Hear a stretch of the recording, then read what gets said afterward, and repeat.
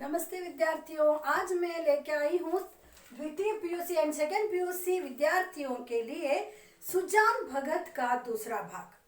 हमने पिछले पिछले भाग में देखा सुजान भगत एक गांव का एक बहुत ही ईमानदार एक आदमी है और जो भी उसे जहाँ भी वो एक फसल डालता था वहाँ पे वो ऊख आ जाती।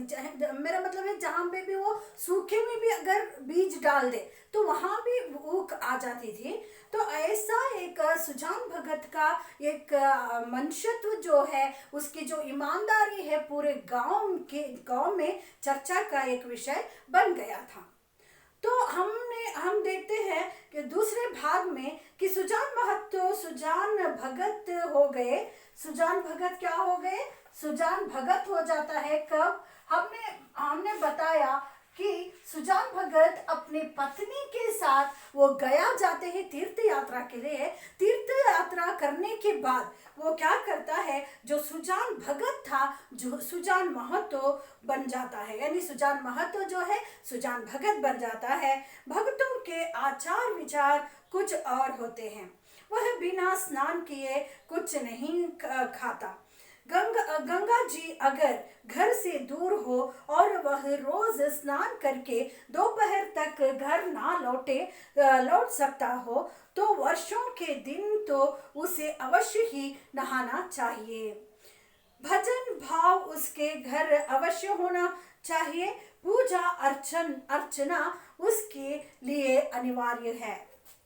खाना पान में भी उसे बहुत विचार रखना पड़ता है। सबसे बड़ी बात यह है कि झूठ का त्याग करना पड़ता है। भगत झूठ नहीं बोल सकता था। तो साधारण मनुष्य को अगर झूठ का दंड एक मिले तो भगत को 1 लाख से कम मिल सकता था।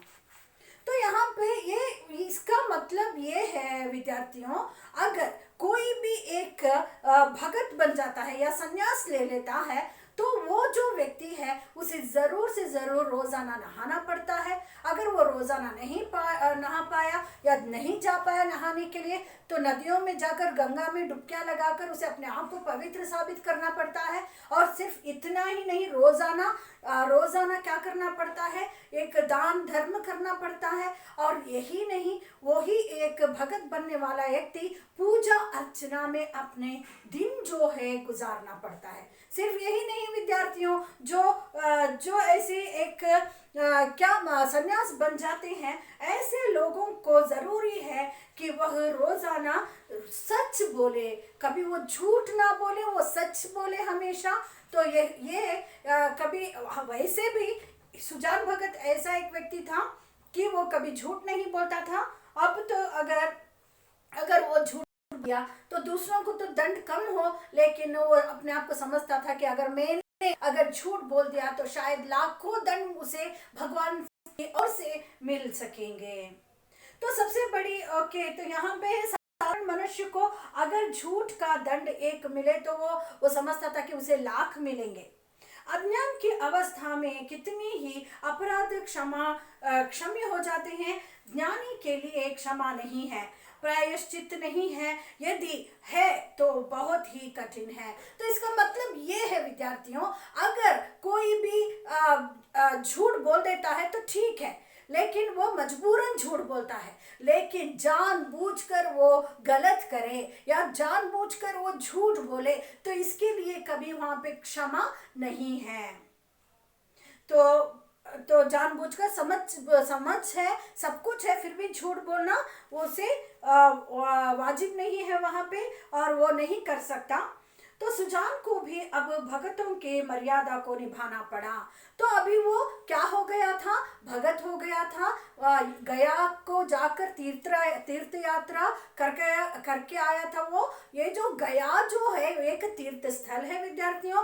तो यहाँ पे जाके वो क्या करके आया था? यात्रा करके आया था। इसके बाद वो भगत बन गया। तो आज वो उसे भी सभी ये जो रूल्स है, कौन से नियम है जो एक सन्यासी को लेनी चाहिए, भगत होने के बाद अनुसरण करना चाहिए, वो जो नियम किसने यहाँ पे अनुसरण करना शुरू कर दिया? सुजान भगत ने करना शुरू कर दिया। अब तक उसका जीवन मजदूर का जीवन था। मजदूर का मतलब वो एक किसान था, मजदूर था। उसका कोई आदर्श, कोई मर्यादा उसके सामने ना थी। अब उसके जीवन में विचार का उदय हुआ, जहां का मार्ग कांटों से भरा हुआ था। यहाँ पे ये जो उसने पहले क्या करता था, वो बेझिझक सबसे बात करता था, सबकी मदद करता था और अच्छे से रहता था। लेकिन अब उसे जरूरी है कि भगत होने के बाद वो कम बात करे, लोगों से कम मिले और हमेशा पूजा पाठ में वो बिताए। तो अभी वो कठिन एक किसान के लिए ये जो समय है बहुत कठिन था, फिर भी वो आदर्शों का वो पालन कर रहा था। सर्वथा सेवा ही पहले उसके जीवन का लक्ष्य था। इसी कांटे से वह परिस्थितियों को तोलता था। वह अब उन्हें औचित्य के कांटों पर तोलने लगा। तो यहाँ पे क्या था कि यहाँ पे वो हमेशा दूसरों की मदद करना ही सब कुछ समझता था। लेकिन अब वो बाहर नहीं जा सकता, ज्यादा लोगों से नहीं मिल सकता। औचित्य मतलब वो बहुत मजबूरी से, बहुत ही मजबूर हो गया है बाहर जाकर काम करने के लिए।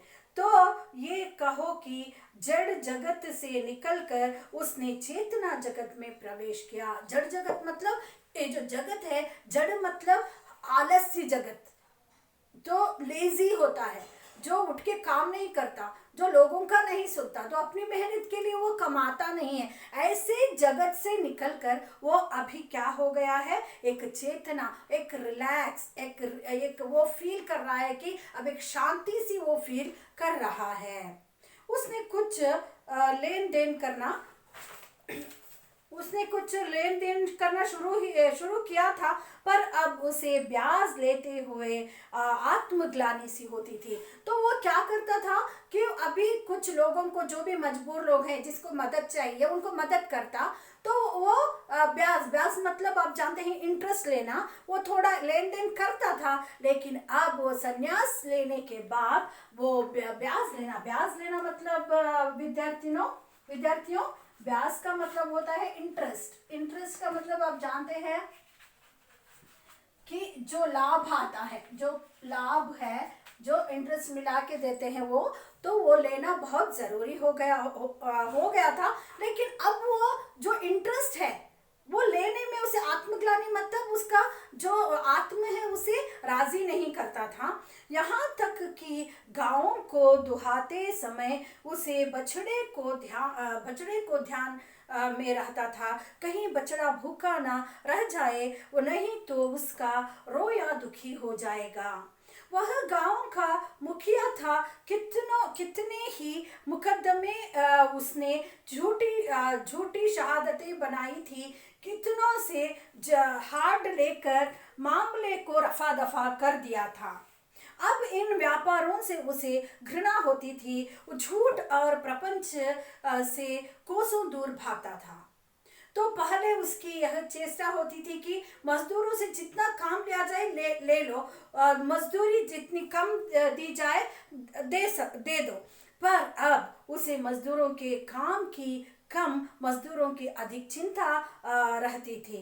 कहीं बेचारे मजदूर को रोया का मतलब होता है, रोया का मतलब होता है उनका, मजदूरों का मन दुखी ना हो जाए, मन दुखी ना हो जाए, तो ऐसा वो सोचता था।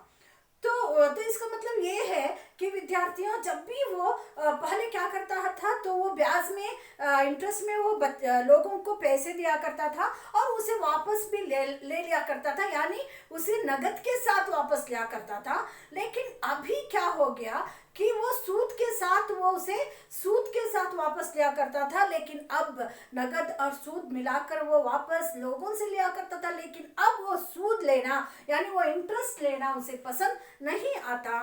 तो यहाँ पे वो क्या करता है, ब्याज के पैसे वो खाना नहीं चाहता।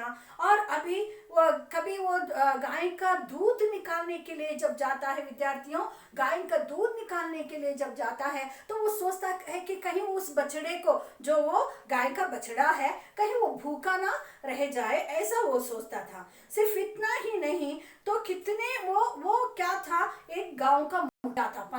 पंचायत में जो मुखिया आते हैं, तो वो एक गांव का मुखिया होने के कारण वो क्या करता था, बहुत सारे, आप जानते हैं कि एक गांव में क्या होता है, पंचायत होती है। जहाँ गांव में जो भी समस्याएं होती हैं उसका निवारण करने के लिए वहां पे एक कानून होता है पंचायत का। तो उसी तरह से वो क्या करता था वहां पे, उस प्रकार से वहां पे जहाँ पे बहुत से मुकदमे मतलब मुकदमों का मतलब क्या है विद्यार्थियों, केसेस होता है।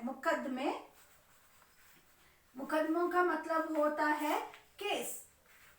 जो क्लाइंट्स होते हैं, जो केसेस आते हैं, वो बहुत सारे केसेस उसे आते थे, मुकदमे आते थे। उसे क्या करता था, लोगों से थोड़ा रिश्वत वगैरह लेके उसे वहां पे रफा दफा करना, वहां पे वो सॉर्ट आउट कर देता था, क्लियर कर देता था। लेकिन अब उसे वो सब करने में झिझक होती है, क्योंकि वो भक्त बन गया है, वो सन्यास बन गया है, सन्यासी बन गया है।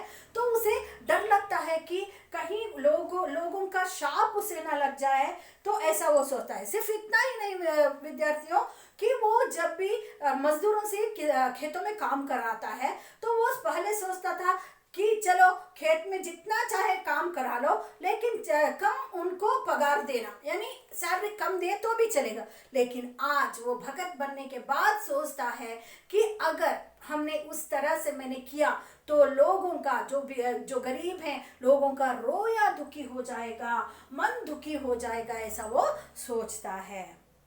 तो वह उसका वाक्यांश सा हो गया था, किसी का रोया ना दुखी हो जाए। तो हमेशा वो यही बोला करता था कि कुछ भी हो जाए, अगर लोगों को दुखी नहीं होना चाहिए। एक वाक्यांश सा, उसका डायलॉग सा बन गया था, क्या, रोया ना दुखी हो जाए। उसके दोनों जवान बेटे थे, उस पर फाप्तियां कसते, यहाँ तक कि बुलाकी भी वो अब उसे कोरा भगत समझने लगी थी, जिसे जिससे घर के भले बुरे से कोई प्रयोजन ना था। चेतन जगत में आकर सुजान भगत कोरे भगत बन गया। तो यहाँ पे क्या था, उसके दो बेटे थे जो हमेशा फाप्तियां कसते थे। फाप्तियां कसना विद्यार्थियों, फाप्तियां कसने का मतलब ये है कि उसे ब्लेम करते थे, यानी उसे हमेशा उसकी शिकायत करते थे, उसे ताना मारकर। फाप्तियां कसना मतलब उसे क्या करना, सिर्फ उसका उसे कंप्लेन करना, ब्लेम करना, यानी उसकी शिकायत करते रहना, आते जाते उसे क्या करते थे, उसे ताना मारकर बात करना, यानी ब्लेम करना। इस तरह से वो करते। सिर्फ वही नहीं, जो अर्धांगिनी थी, उसकी जो पत्नी थी, जिसका नाम था बुलाकी, विद्यार्थियों ध्यान में रखिए कि उसकी पत्नी का नाम क्या था, बुलाकी था। वन वर्ड आंसर के लिए, एक वाक्य के लिए आपको आ सकता है प्रश्न। तो उसकी भी पत्नी का नाम क्या था, बुलाकी था। वो भी उसे कोरा भगत का मतलब है विद्यार्थियों, कोरा मतलब खाली मतलब बेकार। वो अभी क्या बन गया था, भगत बन के क्या बन गया था, बेकार बन गया था। तो वो उसे बेकार एक आदमी समझती थी। जो अभी बुलाकी उसे कोरा भगत समझने लगी, तो सीधे भले बुरा का कोई प्रयोजन नहीं, उससे कोई फायदा ही नहीं हो रहा था। कोने में बैठकर पूजा पाठ के सिवा और कुछ भी कर भी नहीं सकता था, और ना ही काम कर सकता था। चेतन जगत में आकर, चेतन जगत मतलब ये सन्यास लेकर, ये भगत बनकर, वो सिर्फ और सिर्फ एक कोरा भगत, एक बेकार भगत बन के वो रह जाता है विद्यार्थियों। सुजान के हाथों से धीरे धीरे अधिकार छीनने जाने लगा। किस खेत में क्या बोना है, किसको क्या देना है, किसको क्या लेना है, किस भाव का चीज बिकी, ऐसी महत्वपूर्ण बातों में भी भगत जी की सलाह ना ली जाती थी। तो यहाँ पे अभी उसे, वो एक घर का मालिक था, अब चाहे वो भगत बने, वो जो भी बने, वो तो घर का मालिक था, वो तो घर का बड़ा था, वो क्योंकि वो पिता है। वो पति भी है, लेकिन यहाँ पे किसको क्या देना है, किससे क्या लेना है, अनाज में क्या डालना है, खेत में क्या बोना है, ये हर एक जो बात है विद्यार्थियों, इसे किसे डिसाइड करना पड़ता था पहले? सुजान भगत को। लेकिन अब डिसाइड कौन कर रहे हैं? उसके बच्चे डिसाइड कर रहे हैं। तो ये जो उसे बहुत ग्लानि की यानी उसकी शर्मिंदगी की बात मानी जाती थी। विद्यार्थियों, आज के लिए इतना ही। अगले क्लास में फिर से मिलेंगे, तब तक के लिए धन्यवाद।